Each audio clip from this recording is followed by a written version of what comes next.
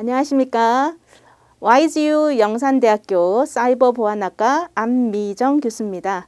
오늘은 여러분과 YG 4차 산업혁명 미래직업 체험 프로그램 중에서 디지털 포렌식, 즉 디지털 증거 분석에 대해서 알아보고 실제 수사 체험을 해보도록 하겠습니다.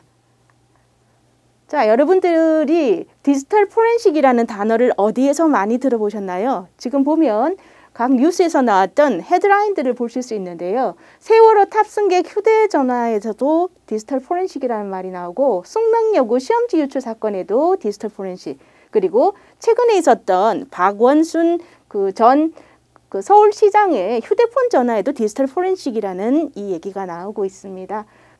그러면 이쯤에서 여러분들 디지털 포렌식이 뭘까요? 자, 디지털 포렌식은 각종 디지털 전자기기, 정보 매체 기기에서 디지털 증거를 수집하고 분석하고 보관하고 법정에 제출하는 것까지의 일련된 행위를 다 통틀어서 디지털 포렌식이라고 하고, 이 디지털 포렌식은 현재 여러분들이 많이 알고 있는 N번방 사건을 비롯한 여러 분야에서 디지털 포렌식이 기술이 접목돼서 활용이 되고 있습니다. 여러분들이 많이 아시는 해킹과 디지털 포렌식을 한번 비교해 볼까요? 자, 해킹은 프로그램 제작자가 만든 프로그램을 코드락을 뚫어서 프로그램 소스를 알아내거나 변경을 한다던가 해서 자기 입맛에 맞도록 바꾸는 행위를 말합니다. 그래서 피해자 정보를 악용할 때는 범죄로 지금 이렇게 취급을 받게 되고요. 그에 반해서 디지털 포렌식은 뭔가? 그러면 해킹을 한 사람 또는 실패를 했지만 시도한 사람들의 기록을 추적을 해서 누가 범인인지를 그 사이버상에 남아있는 그 디지털 정보를 분석하고 그다음에 정보를 끝까지 추적해서 범인이 누군지를 알아내는 과학적인 수사 방법 중에 하나가 바로 디지털 포렌식이라고 말씀드릴 수 있겠습니다. 자, 그럼 디지털 포렌식은 적용이 되는 대상이 뭡니까? 그랬더니 개인용, 서버용 컴퓨터, 노트북을 비롯해서 휴대폰이나 스마트폰, 그리고 데이터베이스, 디지털 카메라, 블랙박스, 그 다음에 캠코더, 녹음기, CCTV, 우리 생활에서 많이 볼 수 있는 모든 디지털 정보 기기에서는 모두 다 디지털 포렌식이 가능하다고 볼 수 있겠습니다. 자, 그러면 디지털 포렌식이 적용되는 분야는 어딜까요? 디지털 포렌식은 아까와도 같이 강력 범죄, 그 다음에 일반 범죄, 그 다음에 해킹이나 바이러스 같은 악성 코드에 대한 피해라든지 랜섬웨어에 대한 피해가 많이 있는데, 이런 거에 대한 사이버 범죄나 지능형 범죄를 우리가 조사하고 분석해서 범인을 추출해내는데도 디지털 포렌식이 적용이 되고 있고요. 침해 사고나 그 다음에 개인과 개인 간의 민사소송에서 대응하기 위해서도 사용되고 있고, 기업에서도 이디스커버리라고 해서 디지털 포렌식을 쓰고 있습니다. 그리고 회계 감사라던가 그 다음에 내부 감사에서도 디지털 포렌식을 쓰고 있습니다. 따라서 여러분들이 디지털 포렌식, 즉 디지털 증거를 분석할 수 있는 능력을 갖춘다면 앞으로 4차 산업혁명 시대에서 여러분들의 취업 진로는 굉장히 탄탄하다고 볼 수 있겠죠. 어떤 직업을 디지털 포렌식 관련한 공부를 하게 되면 가질 수 있을까요? 자, 처음 보면은 이 관련 직업으로는 사이버 범죄 수사관을 들 수 있겠습니다. 여러분들이 많이 아시는 경찰청 사이버 수사대, 기억하시죠? 자, 이 사이버 수사대에서 디지털 증거를 수집하고 복구하고 추적하는 활동을 하는 사이버 보안 경찰이 바로 사이버 범죄 수사관이 되겠습니다.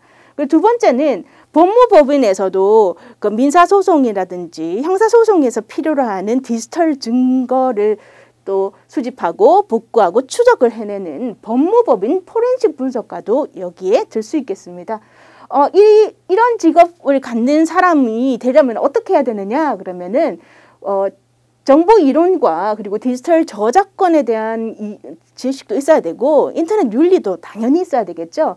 그리고 정보 유행에 따라서 비정상적인 행위가 어떤 건지를 식별해낼 수 있는 기술력도 갖고 있어야 되고요.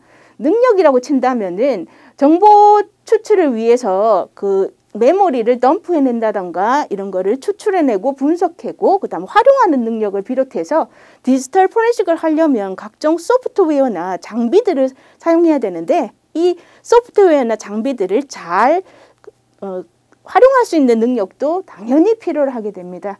그 이외에 다양한 법의학적인 정보라든가 법률적인 정보도 갖추고 있으면은 금상첨화라고 말씀드릴 수 있겠습니다. 자, 그리고 최근 들어서 N번방 사건을 비롯해서 성범죄 사건들이 굉장히 많이 대두가 되고 있는데 그와 관련해서 앞으로 향후에 계속 증가세를 가지고 있는 디지털 포렌식 관련 직업군이 하나 있다면 자, 지금 소개해드리고 있는 디지털 장의사라는 직업군입니다. 디지털 장의사는 개인의 잊혀질 권리를 위해서 고객이 원하지 않는 인터넷 기록이라던가 죽은 사람의 인터넷 흔적을 다 찾아서 지워주는 직업군을 뭐라고 하냐 하니까 디지털 장의사라고 합니다. 이 정보의 장례식을 치러준다라는 개념으로 이름은 좀 그렇죠. 디지털 장의사인데 이것들은 그 인터넷 보급과 발달과 맞추어서 불법 영상을 촬영하고 이것을 범죄에 악용하는 디지털 성범죄 같은 것들이 굉장히 기승을 많이 부르다 보니까 이런 데 대한 자기도 모르는 사이에 인터넷에 퍼져 있는 이런 나쁜 정보들의 흔적을 다 일일이 다 찾아서 지워주는 이 디지털 장의사의 수요는 여기 표에서 보다시피 그 대검찰청에서 2017년에 범죄 분석한 자료인데요. 2012년부터 제2곡선을 그리면서 2015년까지 그 수요가 계속 증가하고 있고 2016년을 지나서 지금 2019년, 2020년에도 이 N번방 사건을 비롯해서 이 디지털 장의사라는 이 직업군에 대해서도 굉장히 많은 수요가 있을 것으로 예측되고 있습니다. 자, 그러면 여러분들과 디지털 포렌식이 무엇이고 어떤 직업군이 있는지를 알아봤는데요. 오늘은 여러분들과 이 디지털 포렌식, 즉 디지털 증거 분석을 어떻게 하는지에 대해서 실습을 통해서 한번 직접 경험해 보도록 하겠습니다. 자, 오늘 실제 사례로 갖고 온 것은 몰카 사진 촬영에 대한 사례를 어떻게 디지털 포렌식 분석을 해서 알아낼 수 있는가입니다. 자, 시나리오는요. 자, 지하철에서 스마트폰으로 여성의 치마 속을 몰래 찍고 있는 몰카 용의자를 붙잡았습니다. 그 용의자의 스마트폰 안에는 여성의 치마 속 사진이 저장된 것을 발견하고 추궁을 했는데 이 사람이 뭐라고 얘기하냐 하니까 이건 내가 촬영한 게 아니다. 그냥 인터넷에 있던 것을 가끔 보기 위해서 그냥 다운받아서 스마트폰에 저장한 것뿐이다 라고 이렇게 반박하고 있습니다. 자, 그렇다면 여러분들이 만약 디지털 포렌식 전문가라면 여러분들은 아니다. 네가 직접 촬영한 네가 범인이 맞다. 이렇게 반박할 수 있는 증거를 어떻게 하면 찾을 수 있을까요? 한번 여러분들이 생각하고 맞는지 한번 살펴볼까요?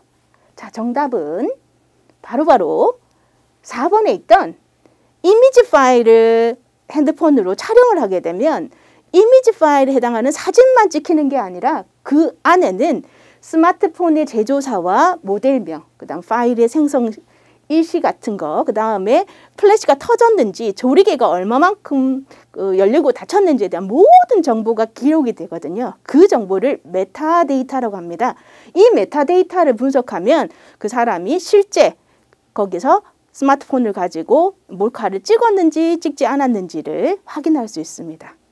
자, 신기하죠, 여러분? 그럼 지금부터 여러분들하고 같이 실습을 통해서 이 몰카 사진에서 이 정보를, 메타데이터 정보를 어떻게 추출해서 이 사람이 범인이다라는 것을 우리가 반박할 수 있을지에 대해서 한번 직접 해보도록 하겠습니다. 자, 여러분들 그러면 실습에 앞서서 아까 용의자, 의심스러운 사람을 용의자라고 한다고 그랬죠.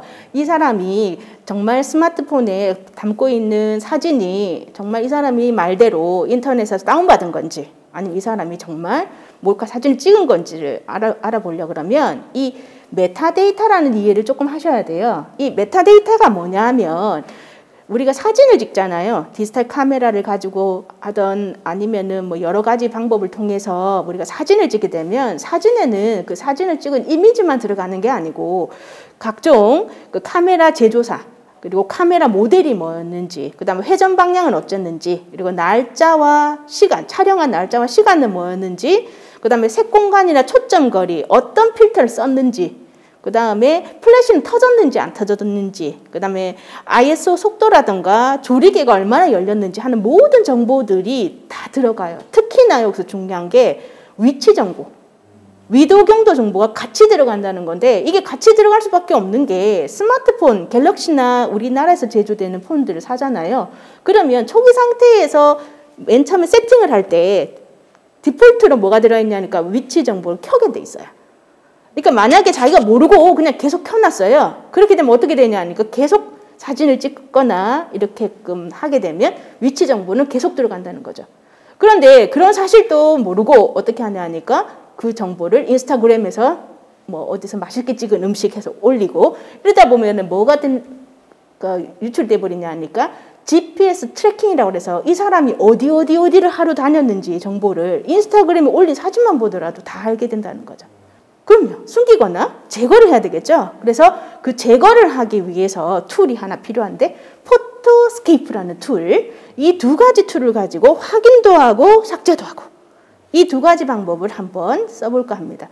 그러면 지금 이 몰카 사건하고는 이 꿀뷰만 하나 있으면 해결이 다 되는 거죠.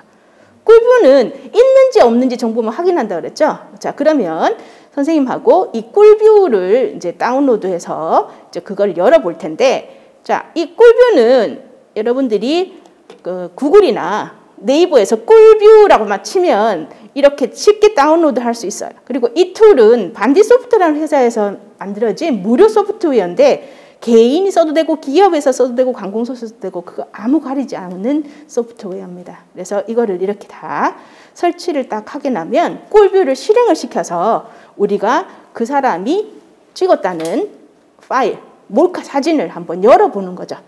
열어보기만 했는데, 여러분들 보이세요? 여기 안에 어떤 정보가 들어있습니까? 이미지 정도뿐만 아니라 LGE 나오고 LMV50N. 그럼 우리가 검색으로 LMV50N을 치면 이 사람이 어떤 LG에서 나오는 최신 기종의 핸드폰을 쓰고 있다는 정보를 알았고요.